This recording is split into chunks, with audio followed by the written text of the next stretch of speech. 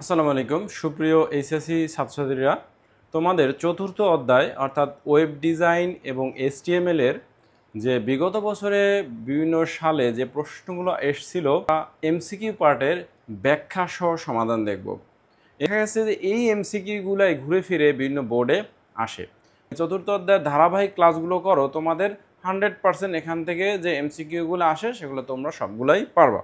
তো চলো আমরা শুরু করি। আমাদের আজকে কোন কোন এমসিকিউগুলো আছে। এইচটিএমএল এর আবিষ্কারকের নাম কি? তো তোমরা এটা জানো যে এইচটিএমএল এর আবিষ্কারকের নাম কি? তোমরা একটু কমেন্ট করো দেখি আমাদের আনসার দেওয়ার আগ পর্যন্ত। ঠিক আছে, তো এইচটিএমএল এর আবিষ্কারকের নাম হচ্ছে কি টিম বার্নার্স লি।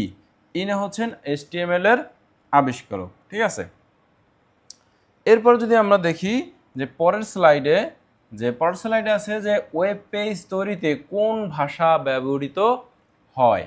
তো আমরা জানি যে ওয়েব পেজের যে ভাষা সেটা প্রধান ভাষা হচ্ছে HTML। এখানে তোমার পাইথন আছে, পাইথনও এক ধরনের প্রোগ্রামিং ল্যাঙ্গুয়েজ, কিন্তু সেটা হচ্ছে HTML এর মতো না। HTML প্রোগ্রামিং ল্যাঙ্গুয়েজ না, বাট পাইথন একটা প্রোগ্রামিং ল্যাঙ্গুয়েজ। এটা দ্বারাও সফটওয়্যার তৈরি করা হয় বিভিন্ন ধরনের। ঠিক আছে, আচ্ছা, এরপরে যেটা আছে আমাদের যে একটি HTML ফাইলে কি কি জিনিসগুলো থাকে। এটা কুমিল্লা বোর্ড 2023 এসেছিল যে শুরু ট্যাগ হিসেবে থাকে HTML, প্রতি জোড়া শুরু ও শেষ ট্যাগ থাকে। ঠিক আছে, অ্যাট্রিবিউট শুরু ট্যাগে থাকে। আচ্ছা, এইখানে শুরু ট্যাগ হিসেবে HTML থাকে, এইটা আমার ওকে।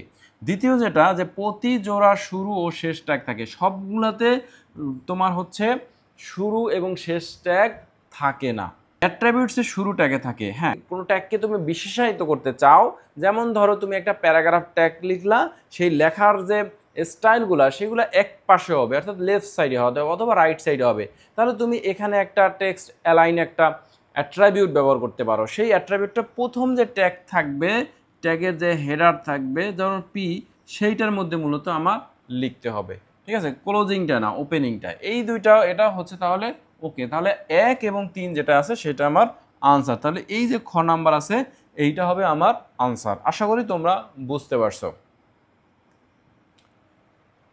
এরপরে দিনাজপুর বোর্ড 2023-এ এই এমসিকিউটা আসছিল যে একটি ওয়েবসাইটে কয়টি অংশ থাকে। তোমরা জানো যে একটা ওয়েবসাইটে নর্মালি আমরা হেডার দিয়ে শুরু করি এবং তার থাকে হচ্ছে বডি পার্ট, অর্থাৎ হেডার পার্ট এবং হচ্ছে বডি পার্ট, এই দুইটা পার্ট নিয়ে মূলত একটা ওয়েব পেজ গঠন করা হয়। যার জন্য আমরা এটার আনসার দেব হচ্ছে 2। এরপরে আমাদের যেটা আছে সেটা হচ্ছে HTML ট্যাগের চিহ্ন কোনটি, মানে কোনটার মাধ্যমে ট্যাগ লেখা হয়। তা আমরা জানি যে ট্যাগ লেখা হয় যে এই যে চিহ্নটা আছে এইটার মাধ্যমে আমাদের হচ্ছে ট্যাগ লেখা হয়। তার মানে ঘ হচ্ছে আমাদের আনসার। আচ্ছা, এরপরে নিচের কোন ট্যাগে অ্যাট্রিবিউটস থাকে? কোন ট্যাগে আমরা অলরেডি জানি যে এটা ঢাকা বোর্ড 2023-এ এবং এর আগেও আমরা এসেছিল, সেটা হচ্ছে শুরুর ট্যাগে থাকে, এটা আমরা অলরেডি জানি। ঠিক আছে, এরপরে যদি আমরা দেখি, এরপরে আমাদের আছে চট্টগ্রাম বোর্ড 2016-তে এসেছিল যে ওপেনিং ট্যাগ থেকে ক্লোজিং ট্যাগ পর্যন্ত সকল কিছুকে কি বলে। সকল কিছুকে হচ্ছে আমাদের কি বলে সেটার আগে আমরা একটু দেখি। যেমন এই একটা প্যারাগ্রাফ, এই প্যারাগ্রাফটার হচ্ছে মধ্যে আমি লিখলাম যে দিস ইজ আইসিটি, এইটা আমি হচ্ছে একটা পি ট্যাগ লিখলাম। এই পি ট্যাগের শুরু থেকে শেষ পর্যন্ত পুরাটাকে আমার বলা হবে হচ্ছে এলিমেন্টস। ঠিক আছে, পুরাটাকে এলিমেন্টস বলা হবে। এই যে লেখাটুকু আমার এখানে যদি আমি আলাদা একটু কালার করে বোঝাই, এই যে লেখাটুকু, এই লেখাটুকুকে আমার বলতে হবে হচ্ছে, এটা এখান থেকে দেখাই বলতে হবে কন্টেন্ট। ঠিক আছে, কন্টেন্ট। আর এই যে অংশটুকু, এই অংশটুকু এটাকে হচ্ছে বলা হয় ট্যাগ। এই দুইটাকে বলি আমরা হচ্ছে ট্যাগ। ঠিক আছে, এই আর অ্যাট্রিবিউটসটা আমরা এখানে লিখি নাই, অ্যাট্রিবিউটসটা এইটার মধ্যে নাই। পরবর্তীতে যে প্রশ্ন সেটা কোনো হয়তো বা তোমাদের দেখাইতে হবে অ্যাট্রিবিউটস কোনটা। ঠিক আছে। আচ্ছা, তাহলে আমাদের অ্যান্সার হবে কত? এলিমেন্টস হবে আনসার। ঠিক আছে, এরপরে যে প্রশ্নটা আছে সেটা হচ্ছে মাদ্রাসা বোর্ড 2017-তে এসেছিল যে ট্যাগের শুরু আছে কিন্তু বিষয়বস্তু ও শেষ ট্যাগ থাকে না তাকে কোন ট্যাগ বলে? মানে যে ট্যাগের শুরু আছে কিন্তু শেষ নেই সেই ট্যাগটাকে কি ট্যাগ বলে? সেই ট্যাগটাকে বলা হবে হচ্ছে এমটি ট্যাগ। এই প্রশ্নটা অনেকবার আসছে, যেটা হচ্ছে তোমার Dinajpur board, Rajshahi board, Dhaka board, আবার দিনাজপুর বোর্ড 2019 সালে এই প্রশ্নটা মূলত আসছে। এই প্রশ্নটা কি আমরা একটু যদি দেখি, প্রশ্নটা বলা আছে যে হচ্ছে HTML ট্যাগের ক্লোজিং ট্যাগ থাকে না। কোনটার ক্লোজিং ট্যাগ থাকে না, মানে এমটি ট্যাগ কোনটা? এই প্রশ্নটা এরকম হইতে পারে যে এমটি ট্যাগ কোনটা, এটাও হতে পারে। তাহলে আমরা একটু আগে দেখছিলাম যে আমাদের এমটি ট্যাগ হতে পারে হচ্ছে এই যে বি, আর এইটা হচ্ছে এমটি ট্যাগ হতে পারে। আচ্ছা, এরপরে হচ্ছে আমাদের পরেরটায় দেখি, এটা হচ্ছে চট্টগ্রাম বোর্ড 2023 সালে এসেছিল যে কোন এমটি এলিমেন্টস, কোনটি এমটি এলিমেন্টস অথবা কোনটি এমটি ট্যাগ, যেটাই আমরা বলি না কেন, তাহলে সেইটা হবে কি? এই যে দেখো, এই আইএমজি যেটা আছে এইটাই আমরা হচ্ছে মূলত ক্লোজিং করি না, এটা ক্লোজিং নাই আইএমজিতে। ঠিক আছে, তো এইটাকে আমরা হচ্ছে বলতে পারি এমটি এলিমেন্টস। ঠিক আছে। আচ্ছা, এরপরে যে প্রশ্নটা আছে দিনাজপুর বোর্ড 2023-এ এই প্রশ্নটা এসেছিল যে HTML code P align centre. হ্যাঁ, এইখানে দেখো আমরা যে অ্যাট্রিবিউটসের কথা বারবার বলছি, এইটুকু হচ্ছে মূলত অ্যাট্রিবিউটস। ঠিক আছে, এইটুকু মূলত অ্যাট্রিবিউটস, অর্থাৎ এই পি ট্যাগকে আমি বিশেষায়িত করছি, অর্থাৎ পি ট্যাগের মধ্যে যে লেখাটা থাকবে এই লেখাটাকে আমি কোথায় দেখাবো? ধরো এইটা আমার একটা ওয়েব পেজ, ওয়েব পেজের আমি আইসিটি লেখা কি এখানে দেখাবো, নাকি এখানে দেখাবো, নাকি হচ্ছে এই যে মাছ বরাবর আইসিটি দেখাবো? এই অ্যালাইন ট্যাগের যে সেন্টার আছে এই সেন্টারটা হচ্ছে অ্যালাইন যে আমাদের অ্যাট্রিবিউটস আছে, এই অ্যাট্রিবিউটসের কি ভ্যালু, অ্যাট্রিবিউটসের হচ্ছে ভ্যালু, এই যে ভ্যালু হচ্ছে কোনটি আমাদের বলছে, তাহলে সেন্টারটা হচ্ছে অ্যাট্রিবিউটসের ভ্যালু, আর অ্যালাইনটা হচ্ছে একটা হচ্ছে অ্যাট্রিবিউটস, পিটা হচ্ছে তার ট্যাগ, আর আইসিটিটা হচ্ছে তার কন্টেন্ট। ঠিক আছে, এইটার মধ্যে থেকে আমরা কিন্তু প্রত্যেকটা জিনিস দেখলাম। বরিশাল বোর্ড 2016-তে এসেছিল যে হেডিং ট্যাগ কয়টি? হেডিং ট্যাগ কয়টি? হেডিং ট্যাগ আমরা জানি যে কোনটা, এই যে H1 থেকে শুরু করে H6 পর্যন্ত হেডিং ট্যাগ টোটাল 6টি লেখা যায়। ঠিক আছে, তাহলে আনসার হবে আমাদের হচ্ছে 6টি। ঠিক আছে। আচ্ছা, এরপরে বলছে যে HTML ট্যাগের বড় হেডিং এলিমেন্ট কোনটি, মানে কোনটি সবচেয়ে বড় হেডিং এলিমেন্ট, এটা বলছে। তো এইটা যদি আমরা একটু দেখি যে কোনটি হবে, এটা ঢাকা বোর্ড 2023 ছিল যে আমাদের এখানে আছে H1 আছে, H6 আছে। তো এইখানে তোমরা এই ট্যাগের ক্ষেত্রে মনে রাখবা যে H1 ট্যাগ ব্যবহার করে যদি কোনো একটা লেখা লিখি সেটা সবচেয়ে বড় সেই লেখাটা প্রিন্ট করবে, আর H6 দিয়ে লেখে সেটা সবচেয়ে ছোট প্রিন্ট করবে। ঠিক আছে, তাহলে আমাদের আনসার হবে H1। H1 ট্যাগের মধ্যে যদি আমরা কোনো কিছু লিখি সেইটা হবে সবচেয়ে বড়, এইটা হচ্ছে সবচেয়ে বড় আকারে আমার হচ্ছে প্রিন্ট হবে, এটা হচ্ছে আনসার।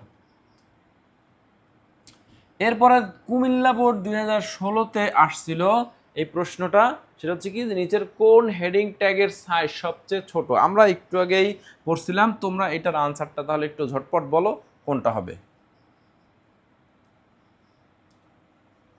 নিচের কোনটি ফরম্যাটিং ট্যাগ, মানে কোনটা দিয়ে কোনো লেখাকে ফরম্যাট করা হয়, মানে নির্দিষ্ট লেখাকে আমি হচ্ছে একটা ফরম্যাটে দেখাইতে চাই, সেইটা কোনটা হবে? দেখো OL, এটা হচ্ছে অর্ডারেড লিস্ট।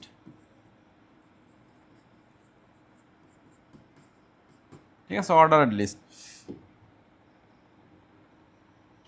আর হচ্ছে H1, এটা তো জানো আমরা হেডিং ট্যাগ। আর হচ্ছে এ ট্যাগ, এটা হচ্ছে লিঙ্ক ট্যাগ আমরা জানি। তাহলে বিগ, এই বিগটা হচ্ছে আমাদের হবে ফরম্যাটিং টিক, কারণ এই বিগের মাধ্যমে কোনো একটা লেখাকে আমরা হচ্ছে বড় দেখাইতে চাই। HTML কোড পি, এই সাব টু, হ্যাঁ সাব শেষ ক্লোজিং ট্যাগ ও, এইটা যদি থাকে এবং পি ট্যাগ ক্লোজ হয়েছে, এইটা থাকলে আমাদের কি প্রকাশ করো? সাব জিনিসটা হয়েছে সুপার স্ক্রিপ্ট, সাবের ফুল হচ্ছে সুপার। ঠিক আছে, আর SUB, এটা যদি সাব থাকতো সাবের সাবস্ক্রিপ্ট। আমাদের সাব মানে হচ্ছে সুপারস্ক্রিপ্ট, যেটা হচ্ছে কোথায় থাকে, সাব উপরে যেটা, এটা হচ্ছে সুপারস্ক্রিপ্ট, আর যেটা নিচে থাকে সেটা হচ্ছে সাবস্ক্রিপ্ট। তাহলে আমাদের হচ্ছে এইটা H2, তার মানে এইচটা হচ্ছে এই উপরে, ঠিক আছে, সুপারস্ক্রিপ্ট যেহেতু H2, আর এটা হচ্ছে ও, তাহলে আমাদের আনসার হবে হচ্ছে গ। কিন্তু এটা যদি SUP না থাকে SUB থাকতো তাহলে কি হইতো, এটা আনসার কোনটা হইতো সেটা একটু তোমরা কমেন্টে জানাও। এরপর আছে তোমাদের যে ফন্ট ট্যাগ এর কাজ হলো, ফন্ট ট্যাগের কাজ কি, সিলেট বোর্ড যেটা 23 এসেছিল, টেক্সটের ফন্ট ঠিক করা, হ্যাঁ টেক্সটের ফন্ট ঠিক করা, টেক্সটের লিস্ট আকারে সাজানো, নো লিস্ট আকারে সাজানোর ব্যবহার করা, টেক্সটের রং ঠিক করা, হ্যাঁ এটা হতে পারে। তাহলে কোনটা হবে আনসার, 1 এবং 3 যেখানে আছে সেটা আমার হচ্ছে মূলত আনসার হবে। এরপর যদি আমরা দেখি যে লিস্টে আইটেম যুক্ত করা ট্যাগ কোনটি, মানে কোন একটা লিস্টে একটা আইটেম যুক্ত করব, সেটা কোনটি, যে মাদ্রাসা বোর্ড 23 এসেছিল সেটা হচ্ছে মূলত কোনটা, LI। যেমন ধরো তোমরা LI দিয়ে মূলত আমরা হচ্ছে লিখি,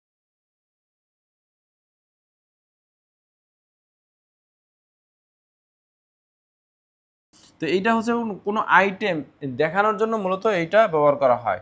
আর ওএল যেটা, এটা হচ্ছে আনঅর্ডারেড লিস্ট, ইউএল এর এই অর্ডারেড লিস্ট, এটা হচ্ছে আনঅর্ডারেড লিস্ট। আর ডিএল আসলে কোনো এইখানে টেবিলের কোনো ট্যাগ না। HTML এর লিঙ্ক সিনট্যাক্স হলো কোনটি?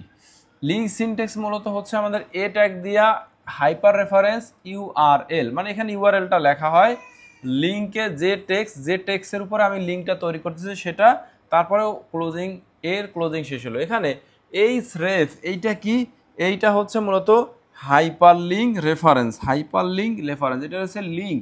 এইচ রেফ, এইচ ফর হচ্ছে হাইপার, ঠিক আছে, REF, এই রেফ এটা হচ্ছে রেফারেন্স, ঠিক আছে, একটা হাইপারলিঙ্ক রেফারেন্স। অর্থাৎ লেখার মধ্যে যদি কোনো একটা লেখা থাকে না, অনেক সময় তোমরা দেখছো যে এটার উপর ক্লিক করলে ফেসবুকে চলে যাচ্ছে, তো সেটা আমরা একটা লিঙ্ক তৈরি করি মূলত এ ট্যাগের মাধ্যমে, সেইটাকে যে ইউআরএলটা দেবো সেইটা হচ্ছে HREF, এই HREF যে অ্যাট্রিবিউট, সেই অ্যাট্রিবিউটসের মধ্যে লিখতে হয়। এরপর আসো যে রাজশাহী বোর্ড 2023-এ আসছিল, লিস্ট তৈরিতে ব্যবহৃত হয় কোনটি, কোনটি লিস্ট তৈরিতে ব্যবহার করা হয়? দেখো TD এটা হচ্ছে টেবিলের, ঠিক আছে, UL মানে আনঅর্ডারেড লিস্ট, ঠিক আছে, এইটা হচ্ছে TR এটা টেবিল রো, ঠিক আছে। তো এইটা হচ্ছে আমাদের লিস্ট তৈরি করার জন্য ব্যবহার করা হয়। আজকে মূলত আমাদের হচ্ছে লেকচারে এই 20টা MCQ ছিল। এই MCQগুলো খুবই গুরুত্বপূর্ণ। আমাদের পরবর্তী পার্ট দেখার জন্য তোমাকে আমন্ত্রণ জানিয়ে আজকে এখানেই শেষ করছি। আল্লাহ হাফেজ।